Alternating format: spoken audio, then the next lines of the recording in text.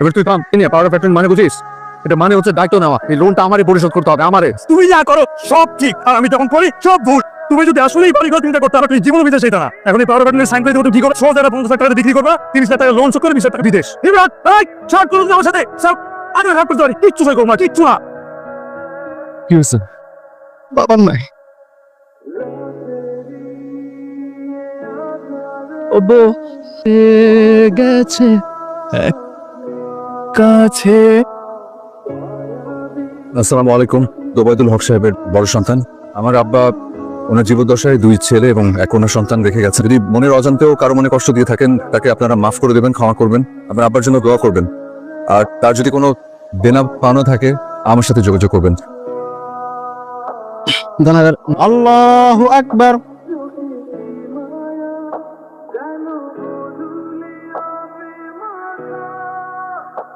দেখো ভাবিজা, যা হওয়া তা তো হয়ে গেছে। এখানকার বিষয়ে কিছু ভাবছো? আসলে তেমন কিছু জানি না, সবকিছু একটু বুঝে নেই। বাকিদের সাথে কথা বলে সিদ্ধান্ত নেওয়া যাবে। তুমি জানো কিনা জানি না, তোমার আব্বা আসগর আলী সাহেবের কাছ থেকে বড় অঙ্কের একটা টাকা ধার করছে। উনি এই এলাকা কি প্রভাব শৈল? ওনার কাছ থেকে আবার লোন নিচ্ছে কেন? তারপর এখন বিরাট হেরন আপনাদের হোটেলের ঠিক উল্টা দিকে এই সালাতে রেস্টুরেন্ট আছে। আমাদের ব্যবসা লকডাউনের দিকে আগের মতো আর চলে না। দোষ তো আপনার, আপনি তো আব্বারে উস্কাইছেন এই লোন নেওয়ার জন্য, অথচ টাকা কোনো কাজেই আসে না। ভদ্রভাবে কথা বল। আমি এভাবেই কথা বলি। এই ব্যবসা উনিও আগলে রাখছে, এটা বলে দিস না। আমি পরেই থাকবো। আপনি ওকে আমার সামনে সিগারেট ধরাইলো, চাচার সামনে। আম্মা, আব্বা যে এতগুলো টাকা লোন করছে তুমি জানতা? তবে রাতে দেখতাম কি ঘুমাতো না, কি যেন সারাক্ষণ ভাবতো। আমি তো কোনো কুল কিনারা পাইতেছি না আম্মা। পরিবারের সবার সাথে কথা বল, চিন্তা করিস না, সব ঠিক হয়ে যাবে। আব্বা এত টাকা কেমন লোন করলো রে? তুমি লোন করছো তুই জানোস তো মনে হয়? তুই অনেক বড় হয়েছিস এখন। এই যে মাঝে মাঝে একটা ইম্যাচুরিটি ঢং করস না, আমার ভালো লাগে। কি তোর কিছু লাগবে ভাইয়া? পারি বোতল দিয়ে যায়। তুই কোথায় যাচ্ছিস? আমি ড্রয়িং রুম পাবো। কার সাথে ঘুমা? কি বড় রেখেছিস? ঘুমের মধ্যে হাত পা ছেড়ে ছেড়ে অভ্যাস হয়েছে, ঝামেলা চেয়ে নিলে। তুমি নিজে আসলা, তো কাগজ দিলা, তারপর টাকাগুলো মানে আছে। আব্বা নমিনি করে রেখেছে সব এ নাম বাইরে। সেইটাই তো, ভাইজানকে কেন তুমি দিবে? ভাইজান থাকে বিদেশে, দিনে দিনে তোমারে। উঠেন। তুমি এখানে হ্যাঁ আসলাম দেখে। বসো। আপনি আসেন, কথা বলি একটু। শেষ সময় তোমার আব্বা ইসা খালি তোমার কথা কই। ছেলে থাকলে তো মুখে জড়ায় নিতাম। এমনি আমাদের হোটেলের অবস্থা কি? ও একটা ভালো না, ওই সামনের দোকানটা হওয়ার পর থেকে খারাপ হয়ে বলা চলে। প্রায় 7 দিন হয়ে গেছে। এখন আব্বার অবর্তমানে আমাদের পরিবারের কিছু সিদ্ধান্ত নেওয়া দরকার। আমার তুমি কিছু বলো।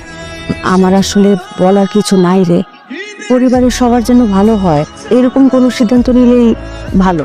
তুই তোর সিদ্ধান্তটা বল সবাইকে। এবং সব থেকে বড় টেনশনের বিষয় যেটা, আমার আব্বা তো লোন রেখে গেছে প্রায় 30 লাখ টাকার মতো। কারণ ওইটা তো শোধ করতে হবে। আর আমাদের তো কিছু নাই, ভিটা বাড়ি, পুকুর, অল্প কিছু জমি, ওগুলোর ব্যাপারে আমরা পরে সিদ্ধান্ত নেব। ওই হোটেলটা তো আমি যেহেতু দেশের বাইরে থাকি, ভালো হয় যে ইমরান হোটেলটা সামলাইলো আর আমি বিদেশ থেকে টাকা পাঠাইলাম। না, আমি পারবো না। ভাতের হোটেলের ব্যবসা আমি করতে পারবো না। আমরা আলোচনা করতেছি ইমরান। হুট করে তুমি 3-4 বছর পরে এসে তুমি যা ইচ্ছে সিদ্ধান্ত দিয়ে দিবা? আমাদের টাকা কেন নাই? কারণ তোমাকে বিদেশ পাঠানোর জন্য জমি জমা যা ছিল সব বিক্রি করে দিচ্ছি। মাথা ঠান্ডা করো, মাথা ঠান্ডা করে আলোচনা করো।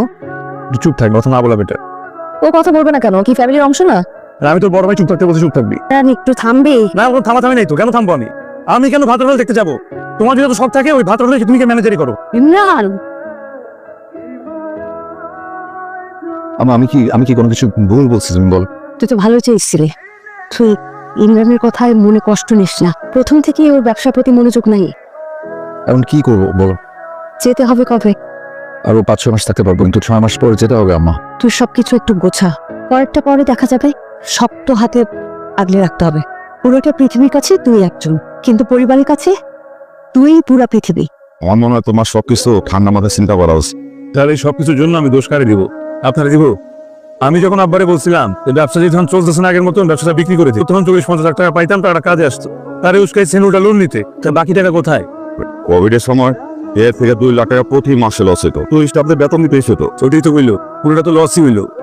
আপনি খালি আপনার কথা চিন্তা করছেন, মানুষের উপকার করতে গিয়ে আমাদের ক্ষতি করছেন। আমার এই কথা বলতে পারলাম। আমি আপনাদের সম্মান করি না তা না, তো কিছু কিছু সময় বাস্তবতা মেনে নিতে হয়। এখন আমাদের ভাই বোনদের মাঝখানে আপনি ঠিকেন না। বসুন বসুন। না আমি না, বসুন। এবার পিছনে কথা বলি না তো বল কি বলবে? সিচুয়েশন সব কিছু জানোস আগে জানতাম না, এখন জানিও বুঝতেছি ওসব। লোন কত জানোস 30 লাখ টাকা। ব্যাংকে কত আছে 2-3 লাখ টাকার বেশি না সো এই হোটেলের ব্যবসা দিয়ে এত টাকা এই জীবনে শোধ করা সম্ভব না ভাইয়া কি বলে? সেই বলার কি, ঘুরতে আসছে ঘোরা শুধু চলে যাবে। লোনের জন্য তাকে ধরো না, ধরো তোকে আর আমাকে। আমি কি করছি? বিয়ে করছিস তুই সবসময় আমার বিয়ে আমার কোটা দাস কেন বলতো? আমি তো তোর মতো টাকা পয়সা খারাপ ফেলি নাই। ব্যবসার জন্য আপাতত 3 লাখ টাকা দেয় নাই। ওটা ব্যবসার জন্য দিছে। ব্যবসা করছিস? কি ব্যবসা করছিস তুই? তুই বুঝছস কিছু ব্যবসা? না, নিজের মতো বুঝতে থাক, আমার খুঁজবি না। হিসাবপত্রের যে অবস্থা দেখতেছে আমার মনে হয় হোটেলে বেঁচে দেন। ইমরান ব্যবসা করতেই চান। তোর কি মাথা ঠিক আছে তুমি কি বলতেছো আবার প্রথমে এসে এখানে ছোট্ট একটা হোটেল দিয়েছিল আজকে টাকা কত বড় করছে এই হোটেল টাকা দিয়ে আবার সমস্ত কিছু করছে কিন্তু আমি একটা জিনিস বুঝতেছি না ফারুক আমাদের হোটেলে এত সুনাম কিন্তু আমাদের কাস্টমার তো কম কেন এসিডিসি লাগান, এগুলো ঠিকই আসবে। এই সিডিটা একটু পড়ো। কি এটা 3 মাসের মধ্যে আমার পাওনা টাকা না দিলে দোকানটা তো স্যালারি দেবো। তা 3 মাসের মধ্যে তো টাকা দিতে পারবে বলে তো মনে হয় না। আপনি যেটা ভাবতেছেন সেটা তো নাও হতে পারে তোমার আমি একটা প্রস্তাব দিতেছি, আরো 15 লক্ষ টাকা দিতেছি, পজিশনটা ছেড়ে দাও। মানে দোকানটা নিয়ে ফেলি, তো চিন্তা করে দেখো, চিন্তা করো। হোটেলটা মনে হয় থাকবে না, বুঝছো? নোটিশ আসছে। কোত্থেকে এত টাকা আসবে? এদিকে আসো, বস। আর ভাইজান কি লন্ডনে ভিসা বাদ দিয়ে ভাতের ব্যবসা করবে? কাজে এটা বিক্রি করে যার যার অংশ। তুই এত ঝামেলার মধ্যে ভাগাভাগির কথা কেন বলতেছস? কিন্তু ভাগে টাকা ছাড়বে কেন? হ্যাঁ, কি বললাম বুঝছো? আপনি কি চা খাবেন? না আচ্ছা ঠিক আছে। মেঘা আব্বা আমাকে তোমার কথা বলছিল আমি আব্বাকে তখন কিছু বলি নাই আর এখনকার সিচুয়েশন তো জানি আমার ওইখানে এখনো রেসিডেন্সি হয় নাই মেঘা তুমি খুব ভালো একটা মেয়ে আমি আসলে তোমাকে কোনো কিছু নিশ্চয়তা দিতে পারবো না আর এই অনিশ্চয়তা নিয়ে জি তুমি কি আমার কথা শুনে কষ্ট পেয়েছো না, আমি তো মেয়ে, আমার একটা দাবি আছে। আমার মনে হয় কি হোটেলটা বিক্রি করে দিলে সবার জন্য ভালো হয়। তুমি হোটেলটা বিক্রি করে টাকা পয়সাগুলো আমাদের মধ্যে ভাগ করে দাও। বড় ভাই তো তার ভাগেটা নিয়ে নিছে, আমি কিন্তু আমার ভাগে কিছু পাই নাই। আমার তোর আব্বার সব স্মৃতি নিচে ফেলবি, হোটেলটা আসলে আর চলবে না। ঠিক আছে বোন, আমি তোর বড় মেয়ের সাথে কথা বলি।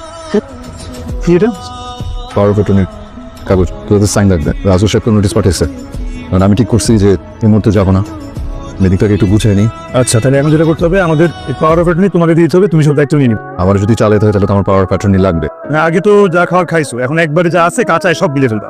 তুই কিন্তু অতিরিক্ত করতেছিস। হ্যাঁ, আমি কি ছেড়ে নেই বাড়ি? ভাইয়া বিদেশে যেতে জমি জমা যা আছে বিক্রি করে 20 লাখ টাকা বাইরে ধরে দিচ্ছে। আবার এইভাবে কথা বলবি না কেন বলবো? অবশ্যই বলবো। সে যা করছে তোমার জন্য করছে, তোমার ইউকে সিটিজেনশিপ হয়ে গেছে। তোকে কেউ পড়াশোনা করতে না করছে? আমি ব্যবসা করতে চাইলে দোষ। আমি চুপ থাকলে কোনো কথা বলবেন না।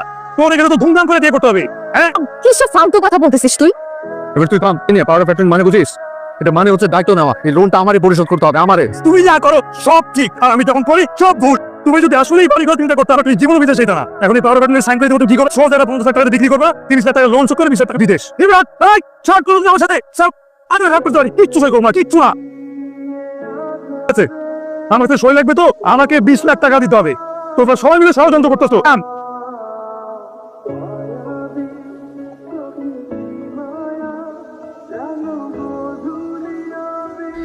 এমন যাইস না বস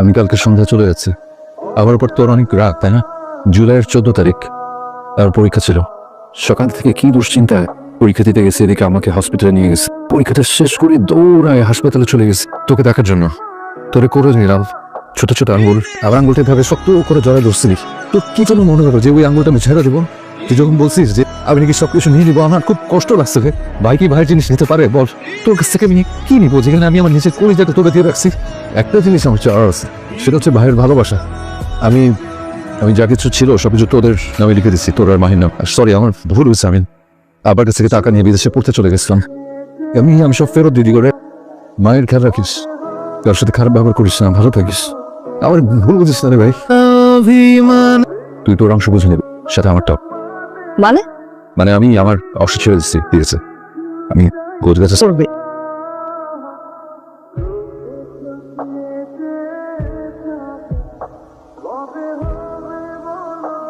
চিন্তা করিস না বাবা দেখো আমার